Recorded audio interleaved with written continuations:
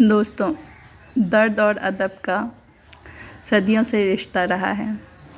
दर्द जब तक हमारे अंदर रहता है तो वो ठंडी ठंडी आहें और सिसकियाँ बनकर रहती है, पर जैसे ही दर्द हद से ज़्यादा बढ़ जाता है और वो बाहर निकलना चाहता है तो एक प्रस्फुटित होकर वो एक चिंगारी और एक इनकलाब की शक्ल इख्तियार कर लेता है। तो यही जो है, यहीं पे अंकुर फूटता है शायरी का, साहित्य का। तो आज हम जानना चाहेंगे हमारे बीच अररिया की मशहूर शायरा जो बहुत प्रख्यात हैं, अररिया वासियों के बीच में तो काफ़ी मशहूर है, अररिया से बाहर भी मतलब नेशनल और इंटरनेशनल लेवल पे भी ख्याति प्राप्त हैं वो। तो हम जानना चाहेंगे कि उनका ये साहित्य का जो सफ़र है, पहले उन्होंने रेडियो प्रोग्राम देना शुरू किया, फिर स्टोरीज़ लिखती थी और फेमिनिज़्म जो है उनको वो सपोर्ट करती हैं। उनकी कहानियाँ भी अमूमन औरतों के बारे में ही होता था, उन पे जो अत्याचार, जुल्म सितम होता है उससे कैसे मतलब उबरना चाहिए। अगर हम उसको बर्दाश्त करते रहेंगे तो हम पे और जुल्म जो है वो धीरे धीरे बढ़ता जाएगा। जब तक हम इनकलाब नहीं पैदा करेंगे, आवाज़ नहीं उठाएंगे तो जुल्म कभी ख़त्म नहीं होगा।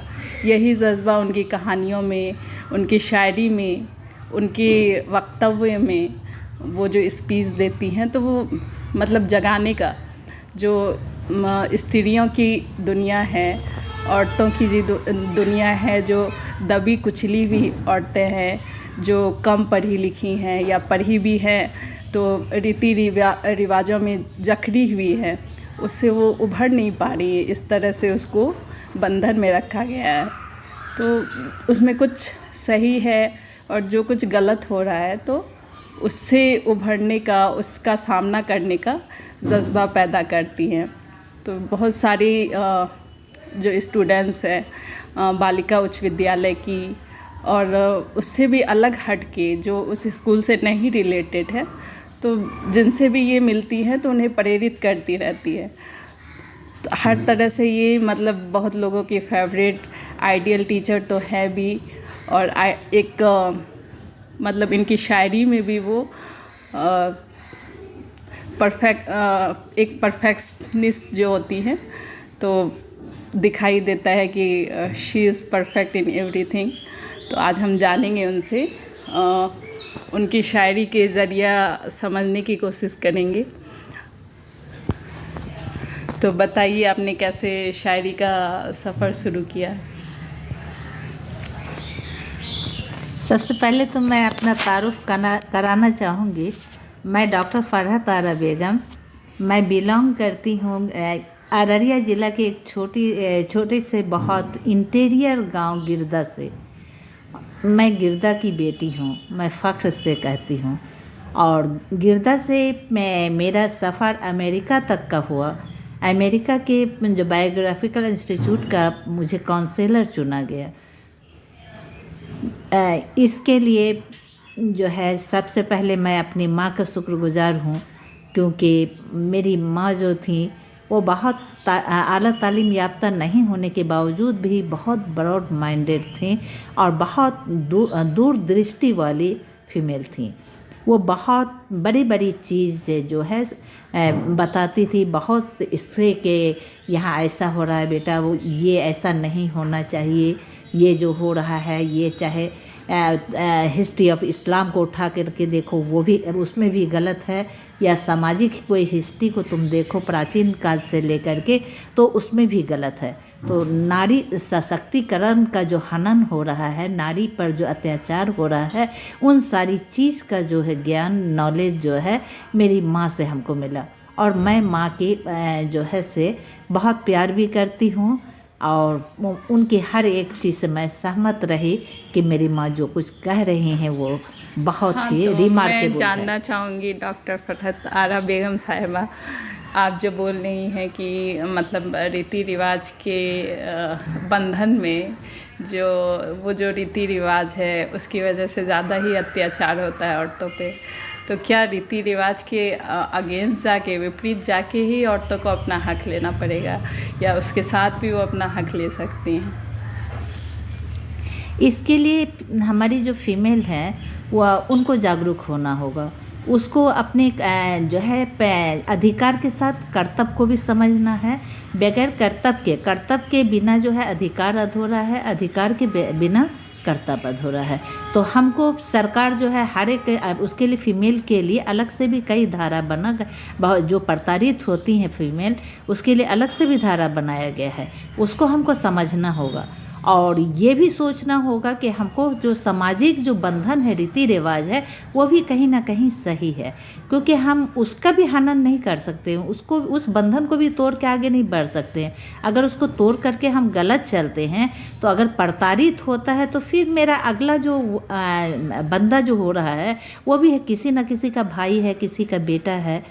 तो इसलिए सारी चीज़ को ले करके हमको आगे बढ़ना है, तभी हम एक कामाल तो जो है मैंने बताया था कि डॉक्टर फरहत आरा पूरा आइडियलिज्म को सपोर्ट करती है, वो आदर्शवादी नारी है और आदर्श को लेके ही आगे बढ़ना चाहती है कामयाबी के रास्ते पे। तो मुझे याद आया है कि उनकी कुछ शायरी थी दर्द पे, मतलब दर्द और इनकलाब को लेकर के, जो बहुत उस टाइम में एक तूफ़ान की तरह निकली थी और हर जगह मतलब सबके ज़ुबान पे थी ये। वो क्या है मिश्रा? दर्द जब हद से बढ़ेगा। आप सुना दीजिए अपनी ज़ुबान से।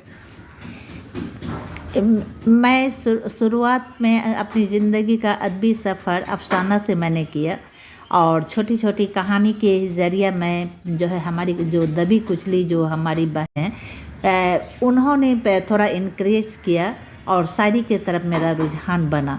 और पहला जो मेरा नज़्म है मदावा, उसका मानी ही होता चिंगारी। उसका मैं चंद मिसरा सुनाना चाहूँगी, जैसा कि शफ़क़ मोहतरमा ने मुझसे पर सवाल रखा है मुझसे, उसका मैं जवाब देना चाहूँगी। दर्द जब हद से बढ़ेगा तो दबेगा क्यों कर, दर्द जब हद से बढ़ेगा तो दबेगा क्यों कर, शम्मे गुल करदा से ईवान सजेगा क्यों कर। हुस्न को हर आन जमाने की सितम सहने हैं, हुस्न को हर आन जमाने की सितम सहने हैं, कर्ब आलाम से वह उफ न करेगा क्यों कर। हर आन ज़माना मतलब जो हर युग, यही आपका तात्पर्य है ना? हाँ। अपना हक मांग कर जीने की फ़िज़ा पैदा कर, बेसदा दर्द में तूफ़ान उठेगा क्यों कर। बेबसी अपना मुक़द्दर तो नहीं है फ़रहत, कारवाने अमलो जहद रुकेगा क्यों कर। गज़ल के बाद जो है मेरे ये थर्ड स्टेज में मेरा जो रुझान है वो रिसर्च की तरफ है, और मैं रिसर्च में मेरा एक और उसमें और कुछ मिश्रा था ना, दस्त गुलशी में, वो भी आपने कुछ लिखा था जो अभी तो मैं कुछ उतना याद नहीं है। मैं अगले जो आपसे फिर मुलाकात होगी उसमें मैं बताऊंगी। और अभी बता देना चाहती हूँ कि मेरा जो है शोध चल रहा है, शोध वर्क है, रिसर्च चल रहा है, और रिसर्च तो में बताइए आपकी। मेरा पहला रिसर्च जो मैंने किया था मौलाना इसाफ़ अल्ताफ़ हयात और कारनामे, उस पर हमको मैं ललित नारायण मित्रा यूनिवर्सिटी से डॉक्टरेट अवार्ड मिला। और दूसरा जो मेरा था फीमेल इलिटरेसी इन कुल्हिया बिरादरी, उस पे अमेरिका गवर्नमेंट जो है अमेरिकन बायोग्राफिकल इंस्टीट्यूट का हमारे जो ऑडियंस है वो जानना चाहेंगे, मतलब थोड़ा तारुफ करा दीजिए इसाफ़ अल्ताफ़ के बारे में। वो कोसी क्षेत्र के बहुत बड़े शायर थे ना। इसाफ़ अल्ताफ़ सीमांचल के बहुत बड़े शायर हैं। उनकी जब शायरी को डूब करके मुताला करने पर पता चलता है कि गालिब, मीर, दाग सभी कहीं ना कहीं सभी को वो टक्कर दे रहे हैं। तो दो मिश्रा उनका अर्ज़ कीजिए, सुनना चाहेंगे। जैसे मैं बताना चाहूँगी कि मीर तकी मीर कहे कि नाहक हम मजबूरों पर तोहमत है खुद मुख्तारी की, चाहे सो आफ करें मुफ्त हमें बदनाम करें। उसके जवाब में ईसा फरताब ने लिखा है, क्या है, में ना जो काम आए वो मेरा खुदा क्यों हो, मुसीबत में ना जो काम आए वो मेरा खुदा क्यों हो, भला खुद करके नाजिल फिर सबर आजमा क्यों हो।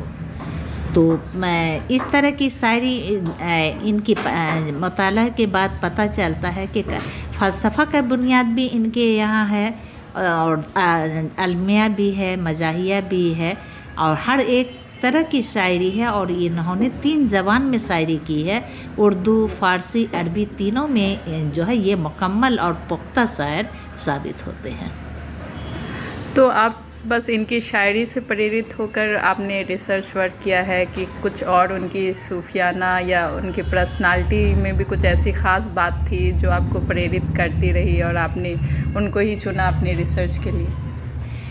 ईसा फरताब की जो शख्सियत, जो पर्सनालिटी है, वो अपने आप में अलग था। वो मौलाना भी थे, फतवा भी देते थे और कुछ कारनामा उनका बिल्कुल अजूबा जैसा होता था कि हर जगह आग लग गया, उनके घर में नहीं लगा, और जगह बारिश हो रही है, उनका गेहूं सूख रहा है, वो उनके दरवाजे पे बारिश नहीं हुई। मतलब सूफियाना तबीयत के मालिक भी थे। तो सूफियाना तबीयत के भी थे वो, और पहुँचे हुए बुज़ुर्ग थे और उनकी शायरी में भी सूफियानापन है, फ़लसफ़ा भी है, अना भी है, खुदी भी है, और सभी चीज़ का बुनियाद उनकी शायरी में मिलती है।